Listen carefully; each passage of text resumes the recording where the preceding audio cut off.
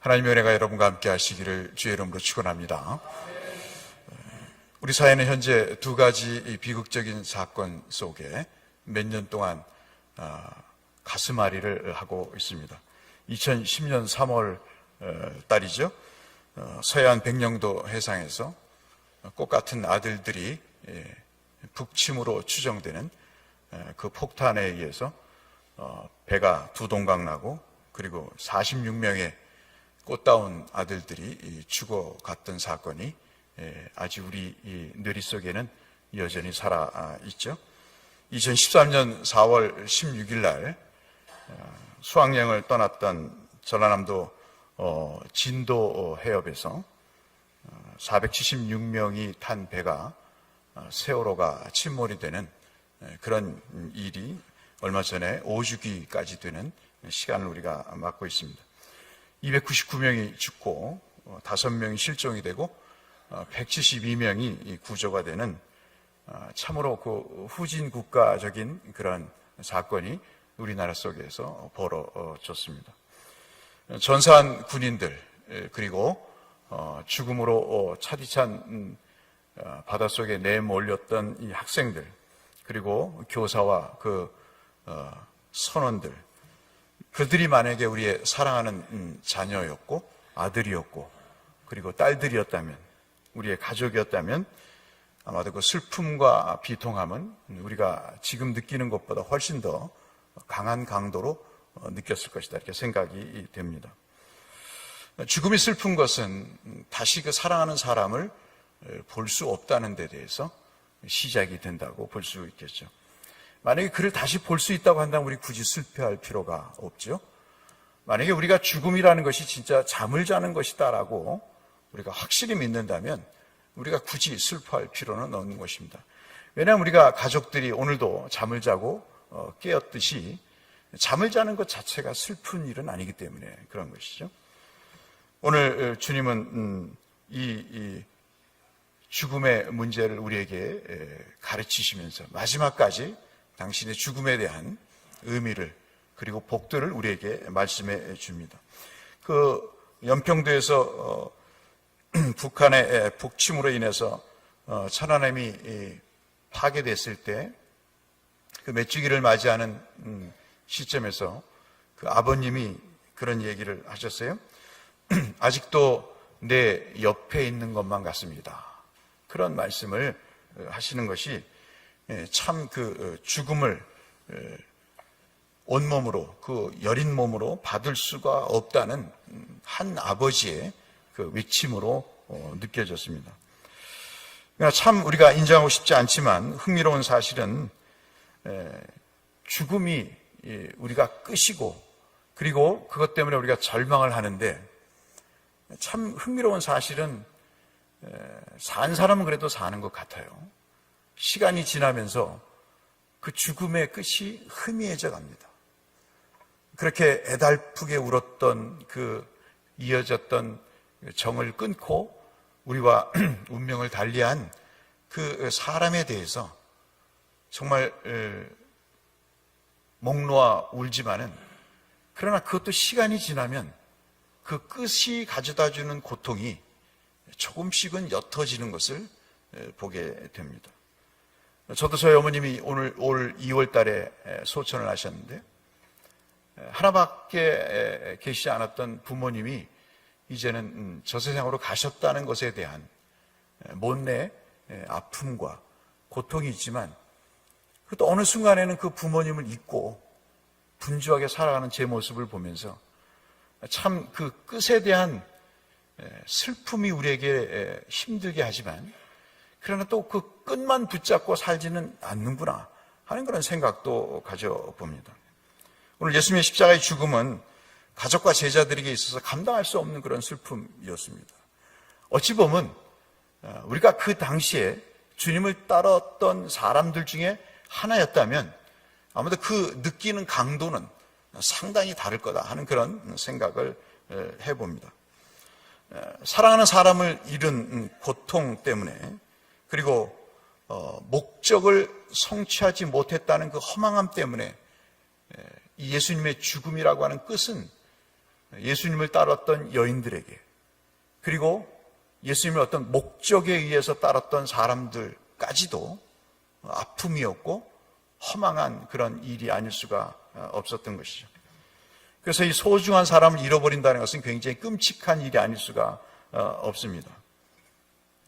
그런데 오늘 본문의 말씀을 보시면 여러분, 여러 군데에서 주님의 죽음을 말씀하고 있는데 이 부활절의 설교도 참 많이 했습니다마는 유독 오늘 2019년도 이 연합 예배를 준비하면서 마가복음을 읽다가 참 특이한 점을 하나 발견을 하게 됐습니다. 우리를 참 비참하게 만드는 일은 사랑하는 사람이 내 곁에서 떠나서 내 일부처럼 여겨졌던 그 사람이 떠남으로 인해서 고통과 아픔과 슬픔을 겪지만 그것이 과연 끝인가 하는 것에 대한 메시지를 마가복음은 우리에게 전해주고 있습니다. 왜냐하면 이 마가복음 우리가 8장까지 오늘 홍 목사님과 함께 읽으셨는데 이 마가가 어정쩡하게 본문을 끝내고 있다는 사실입니다. 우리는 그렇잖아요. 뭐 해피엔딩으로 끝났는지 아니면 우울하게 끝났는지 아니면 그 사람이 이별을 해서 다시 재회를 했는지 죽었다가 다시 살아났는지 아니면 어디 돌아갔다가 와서 뭐 선물을 잔뜩 사왔냐는 등 여러 가지 결말에 대한 우리는 익숙해져 있는 삶을 삽니다. 뭔가 시작이 있으면 끝이 있어야 된다는 것에 대한 익숙한 생각을 갖고 살고 있습니다만은 유독 마가가 오늘 이 마가복음은 16장을 기록하면서 8절 말씀까지 읽어보면 굉장히 시큰둥하리만큼 이 말씀을 쓰다가 혹시 졸았는지 아니면 더 쓸 내용이 없어서 붓을 놨는지 할 정도로 이렇게 결말이 없는 끝, 끝나지 않는 끝, 이 글을 쓰고 있다는 것이 참 이상하다 하는 느낌을 갖습니다. 주님을 평소에 사랑하고 주님의 죽음으로 모든 것이 끝났다고 가족들도 진정으로 따랐던 사람들도 어떤 목적을 가지고 자리 한 자리 하겠다고 하는 그 제자들까지도 이 실망하고 낙담하고 있던 그 부활 주일 아침에 안식일이 끝난 다음날 아침에 평소 주님의 그 드넓은 은혜를 사모하고 그것을 받아 누렸던 여인들 그리고 그 주님의 사역을 묵묵히 도우고 그리고 생활을 책임졌던 그 여인들이 어찌 보면 여성의 제자들이라고 볼 수 있죠. 그들이 막달라 마리아와 야고보의 어머니와 그리고 살로메라고 하는 이 세 여인이 주축이 돼서 주님의 그 시신에다가 이 마지막 사랑했던 그 사람에 대한 존경심을 표하기 위해서 향유를 갖고 무덤으로 눈물을 흘리며 갑니다. 아마도 뜬 눈으로 밤을 새웠겠죠. 사랑하는 사람이 죽었는데 잠이 오겠습니까? 그 뜬 눈으로 밤을 새우면서 향유를 가지고 갔지만 그들 마음속엔 주님을 만나고자 하는 마음만 있었지 그 주님과 자신들 사이에 돌이 놓여 있다는 사실은 꿈에도 생각을 하지 못했죠. 그 돌을 굴려서 내가 주님을 직접 만나서 그 시신에다가 향유를 바르겠다는 생각은 조금도 하지 않고 그저 무덤에 가서 사랑하는 사람을 마지막으로 한번 보겠다고 하는 그 생각 하에 눈물이 앞을 가리는데 그냥 무덤으로 달려갑니다. 그런데 경악한 일이 벌어지죠. 그 무덤의 문이 열려 있고 사랑하는 사람은 사라지고 없습니다. 범죄도 그렇죠. 시신을 유기하는 것은 더 가중처벌을 받게 됩니다. 사랑하는 사람이 내 눈에서 눈을 감은 것이 절망스럽고 두려운 일인데 그 사랑하는 사람을 마지막으로 끝으로 한번 보고 싶어서 갔는데 그 사랑하는 사람이 사라져버린 것입니다. 그 싸늘하게 식은 그 시체를 한번 보고 싶어서 갔는데 그 보고 싶은 사람의 모습조차도 이제 볼 수 없는 그런 경악스러운 일이 무너진 것이죠. 어떻게 해석해야 될지, 어떻게 받아들여야 될지 알 수가 없습니다. 그런데 그 무덤에 열린 문을 통해서 들어가 보니까 어떤 청년이 하나 주님의 시신이 있었던 자리에 앉아 있는 것입니다. 그러면서 하는 말이 너희가 십자가에 못 박힌 나사렛 예수를 찾는구나. 그렇게 말씀을 하시는 겁니다. 너와 운명을 달리한 그 모든 것을 끝맺은 죽은 예수를 찾는구나. 그렇게 말씀합니다. 이 질문 속에는 죽은 예수를 왜 찾느냐는 어찌 보면 힐문과도 같은 그런 답변이 들어 있는 것이죠. 너희가 십자가에 못 박힌 나사렛 예수를 왜 여기서 찾느냐고 말씀을 하시는 듯한 느낌을 받는 것이죠. 어찌 보면 이 청년의 정체를 우리가 이야기하기 이전에 이 여인들의 마음에는 또 한 번의 아픔이 있는 것입니다. 사랑하는 사람을 그리워서 왔는데 그 사랑하는 사람의 시신조차 발견할 수 없는데 그 청년은 천연덕스럽게 왜 십자가에 못 박혀 죽은 예수를 여기서 찾느냐고 이야기를 합니다. 이 여인들의 마음속에는 무덤에 가서야 그 사랑하는 사람을 만날 수가 있는데 그 무덤에서조차 그 사랑하는 사람을 만날 수가 없다면 도대체 어디 가서 만난다는 얘기인가 하는 생각을 하지 않겠습니까, 여러분? 그런데 여러분 잘 아시는 말씀처럼 주님은 누차 당신께서 살아생전에 내가 죽으면 3일 만에 부활할 텐데 그 3일 만에 부활한 다음에 내가 갈릴리로 가겠다는 말씀을 몇 차례 하셨습니다. 그것이 여러분 잘 아시는 누가복음 24장 7절의 말씀이고 마태복음 26장 32절의 말씀입니다. 마가복음 14장 28절에도 주께서 그 말씀을 하셨습니다. 이 말을 여인들이 어떻게 들었는지 좌우간 몹시 무섭고 놀라고 떨려서 이 여인들은 도망치듯 무덤 밖으로 나오게 됩니다. 그러면서 마가복음이 끝나버립니다. 그럼 도망쳐 나왔으면 그 청년이 어디로 가야 되는지를 이야기를 하면 속이 시원하잖아요. 어디로 가라든가 아니면 어떻게 하라든가 집으로 돌아가 있다가 며칠 후면 주님이 댁을 방문할 테니 그때 주님을 만나시라고 하든가 무언가 속 시원한 결말이 있어야 되는데 그 여인들이 놀라서 두려워서 무덤을 도망치듯 빠져나왔다는 그 말 외에는 다른 말씀이 없는 것이죠. 이상하게 끝을 맺습니다. 근데 이것이 마가가 우리에게 부활을 말씀하시는 어떤 말을 많이 안 하고 자기가 하고 싶은 말을 절제하고 이 시점에서 끝나는 것이 부활의 의미를 말하는 것이다 라고 마가는 말하고 싶었던 것이죠. 여기가 끝인 것 같지만 이보게들 여기가 끝이 아니네. 당신들은 이것을 끝이라고 생각하지만 주님이 상전에 말씀하셨잖아. 이 무덤이 끝이 아니네. 그 말씀을 여러분들이 기억하기를 바라네. 라는 말씀을 마가가 하고 싶었던 것이 아니겠는가 하는 생각을 갖습니다. 고민이 끝나면 얼마나 좋겠습니까? 이해 안 되는 면들이 해결이 되면 얼마나 좋겠습니까? 예수를 믿는 것도 믿음의 문제도 우리의 이성과 우리의 실험과 우리의 경험과 우리의 모든 이해력을 동원해서 이해되고 받아들여질 수 있다면 얼마나 속 시원하겠습니까? 근데 우리는 가장 이해가 안 되는 이 죽음의 문제가 우리로 하여금 상당히 어렵게 만드는 것이죠. 심지어는 주님의 죽음조차도 우리에게 있어서는 난해한 일입니다.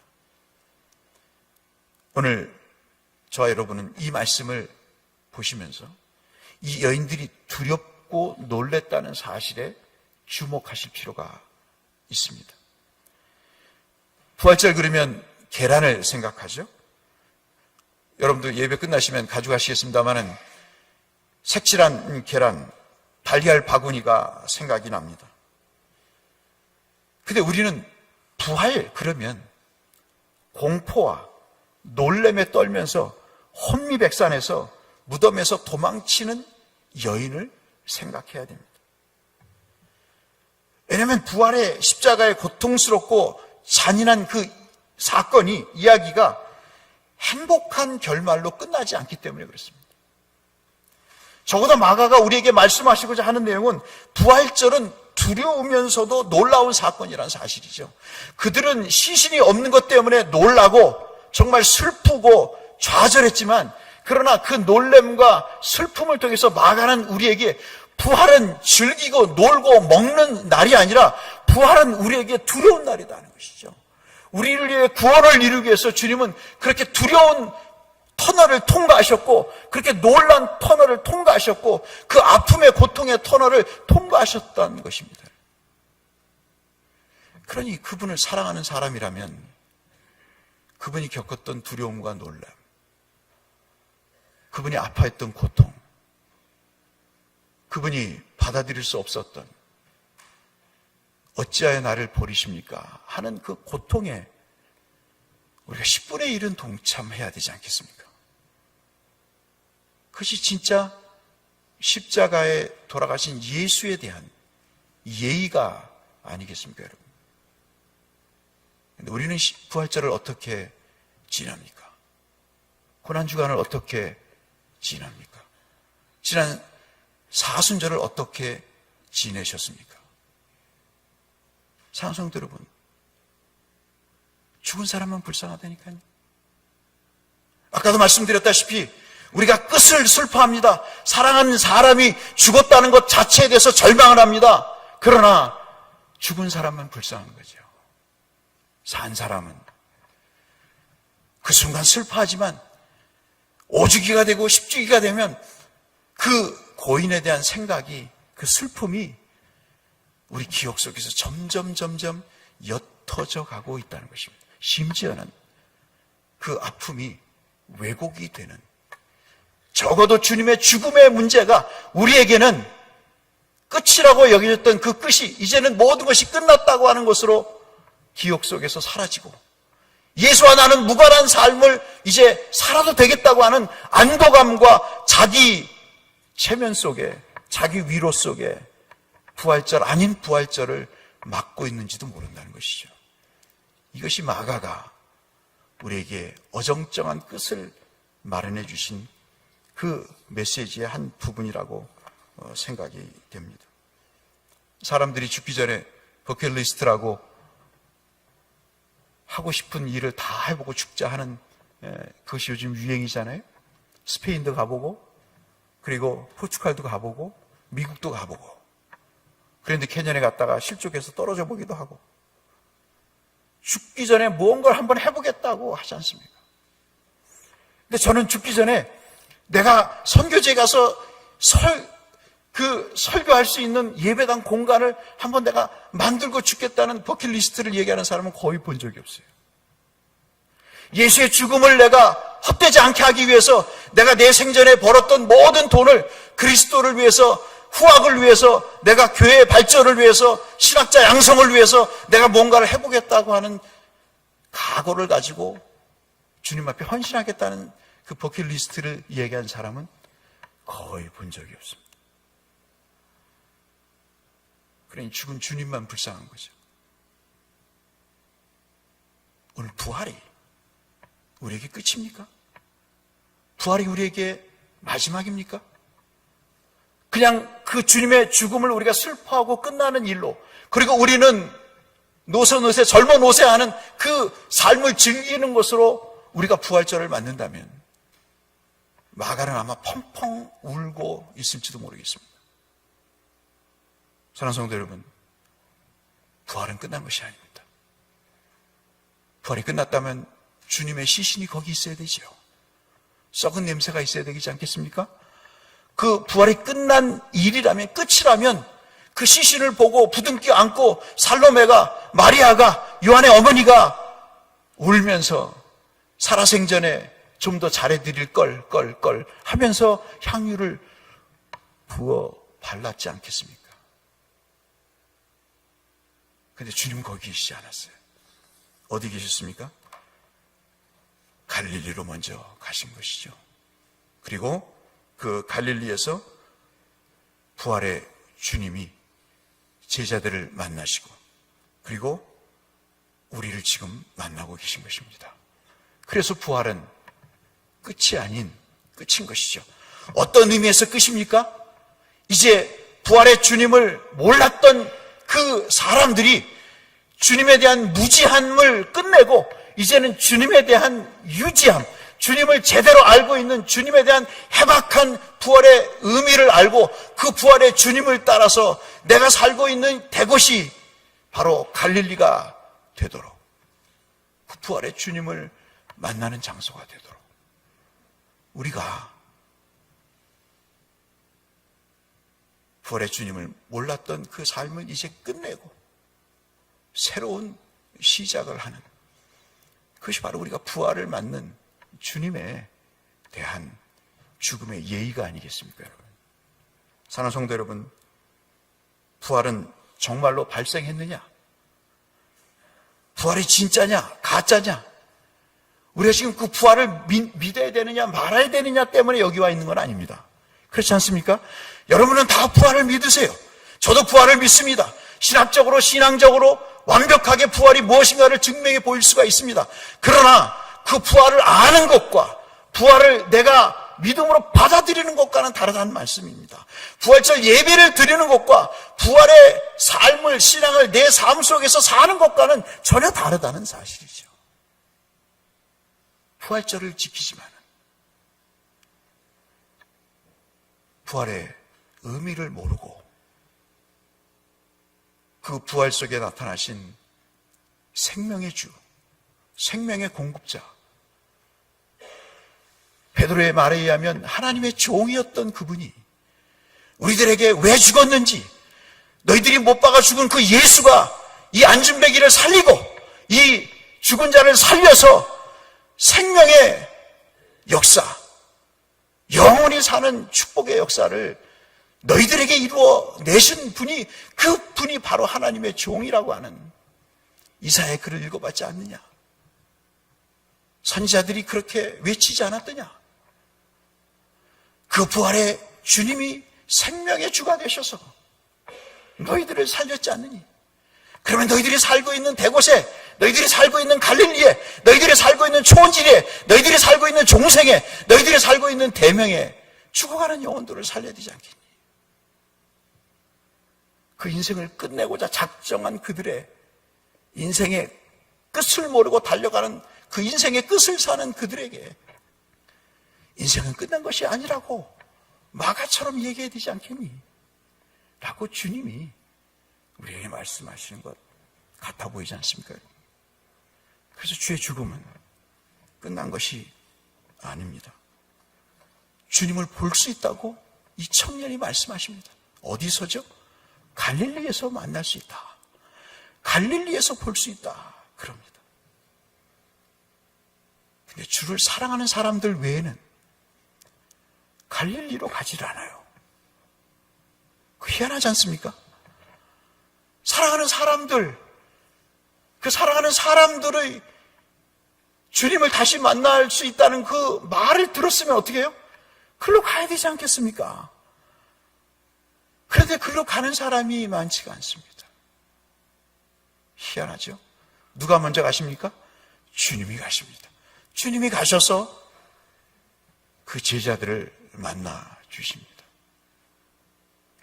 그러니까 우리가 부활을 믿는 것 같지만, 그러나 부활이 끝이라고 생각하지, 부활의 끝이 진짜 끝이 아니라고 하는 그 생각은 아마도 우리 기억 속 한 저 구석편에 있는 것이 아닌가 하는 생각을 갖습니다.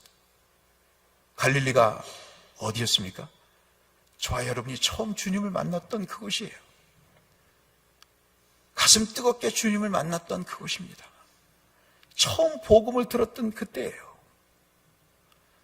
그때는 돈벌이도, 그때는 놀러가는 것도, 그때는 음식도, 그때는 자녀도, 그때는 사업도, 그때는 공부도, 그때는 직장도 이 복음보다 더 우선되지 못했어요. 하나님의 말씀을 2시간, 3시간 들어도 그 말씀이 내게 정말 양약이 되고 꿀이 되었던 그 시절이 있었다고요. 그 주님 때문에 집을 팔아바치고 인생의 방향을 바꿨던 때가 있었다고요. 주님 그때로 돌아가라는 것이 갈릴리로 가시는 그 주님을 말씀하시면서 갈릴리에 가면 주님을 만날 수가 있네 라고 청년이 얘기하는 것입니다. 제 말씀을 이해하시겠습니까? 부활의 주님은 부활절을 지키는 것으로 족하지 않습니다.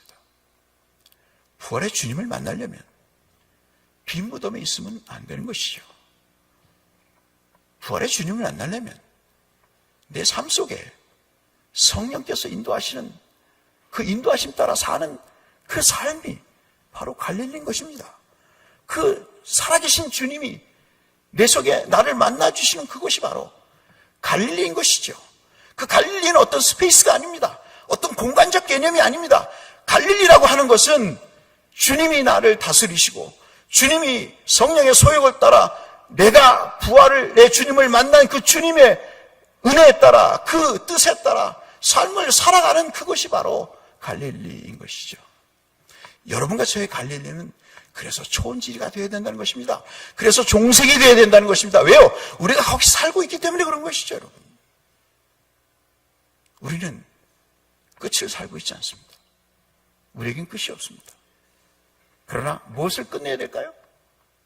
어렴풋하게 아는 부활의 의미를 이제는 끝내야 됩니다. 그리고 우리가 부활의 주님을 간절하게 그 새벽 아침에 오늘처럼 이 시간처럼 달려왔던 그 마음으로 주님을 만나고자 하는 그런 애씀이 우리의 삶에 있어야 부활의 주님을 갈릴리에서 만나는 그런 역사가 된다는 것이죠.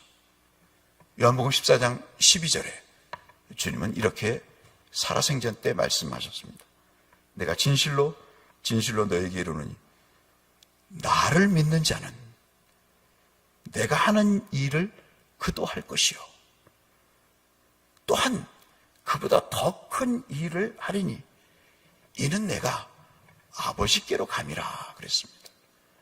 알아듣지 못할 희한한 이야기를 하시고 끝내십니다. 왜 아버지께로 가는데 우리가 더 큰 일을 할 수 있을까요? 그것은 성령께서 계시기 때문에 그렇습니다. 그 성령이 우리로 하여금 깨닫게 하시고 들은 바 말씀을 알게 하시고 그리고 우리가 어떻게 이 부활을 이웃들에게 선포해야 될 것인가에 대한 소욕을 주시고 내가 어떻게 직장생활과 학교생활과 교회생활과 그리고 사업을 할 수 있을지를 주님이 알게 하신다는 것이죠. 그리고 그것이 목적이 아닌 부활의 주님을 증거하기 위해서 사업도 하고 공부도 하고 주부일도 하고 목회도 하고 그리고 직장생활도 한다는 사실에 대한 새로운 다짐을 하게 된다는 것이죠. 사랑하는 성도 여러분, 우리는 빈 무덤에 와 있습니다. 주님은 여기 계시지 않습니다. 주님은 갈릴리에 계십니다. 그리고 그 갈릴리에서 우리에게 끝이 아닌 새로운 끝과 시작을 시작하시는 그 일을 하시기를 저와 여러분을 통해서 하시기를 원하십니다. 그 주님을 만나시는 저와 여러분이 되시기를 주의 이름으로 축원합니다.